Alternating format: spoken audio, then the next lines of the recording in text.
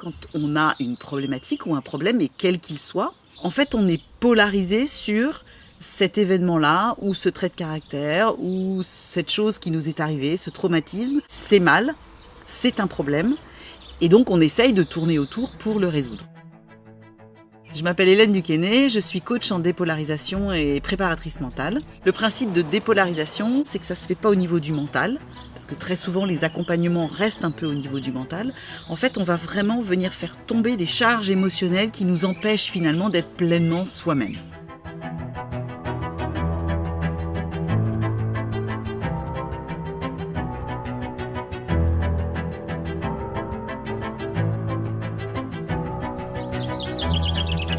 Pour moi, c'est vraiment l'outil le plus puissant, le plus libérateur et aussi le plus adapté finalement au fonctionnement de notre cerveau. C'est-à-dire que par des questions qui sont totalement contre-intuitives, que le cerveau n'a pas du tout l'habitude d'entendre et auxquelles on n'a pas du tout l'habitude de répondre, le cerveau va venir totalement rééquilibrer les perceptions qu'on peut avoir d'un événement, que ce soit polarisé en c'est mal ou polarisé en waouh, ça c'est trop bien. Et donc une fois que ce mécanisme est installé, ce qui est extraordinaire, c'est exactement pour vous comme d'avoir appris à marcher, à écrire, à conduire.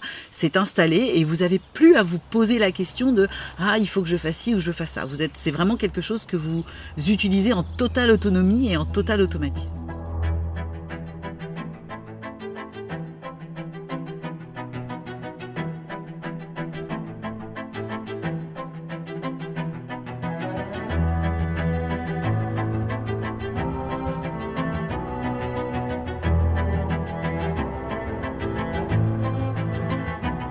Moi, dans mes accompagnements en dépolarisation, je travaille avec tout type de personnes et tout type de problématiques. Alors, je mets quand même une petite parenthèse. Évidemment, il ne faut pas qu'il y ait des problèmes psychiatriques graves. Ça, c'est pas mon domaine. Je suis pas médecin, donc ça, c'est pas pour moi. En revanche, toutes les problématiques peuvent être abordées. Je travaille, par exemple, beaucoup avec des sportifs ou avec des entrepreneurs qui ont des gens qui peuvent, par exemple, avoir la sensation de mettre plein de choses en place et puis qu'il y a comme un espèce de plafond de verre. Il y a un blocage, il y a quelque chose qui fait qu'ils avancent pas.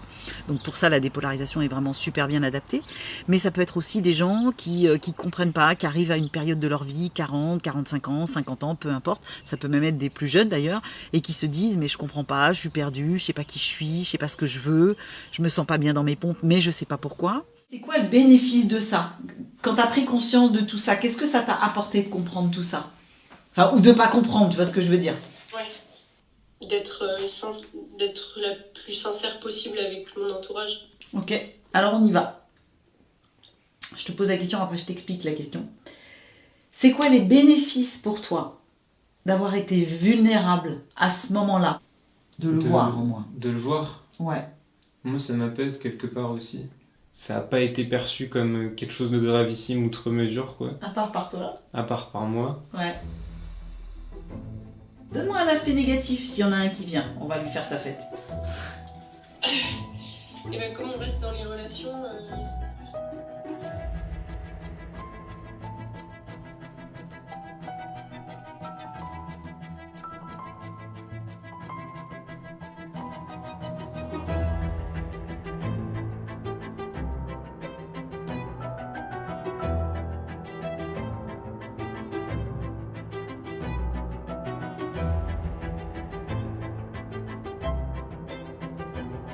Moi, l'envie qui me porte, c'est vraiment de faire connaître cet outil au plus grand monde, de partager le plus possible. C'est pour ça qu'aujourd'hui, mes séances peuvent se faire en présentiel, mais elles se font aussi en visio. Ça marche très très bien en visio. Donc voilà, comme ça, le plus de monde possible va pouvoir accéder à cet outil.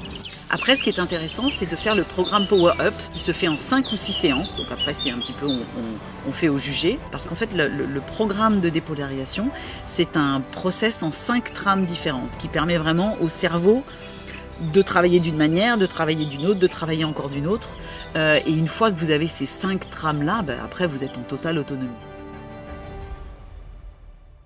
Je suis en train de me rendre compte que j'aurais pu être une personne que je voulais pas du tout être. En fait, ça me fait limite relativiser sur le fait de... Mais heureusement que ça m'est arrivé, en fait.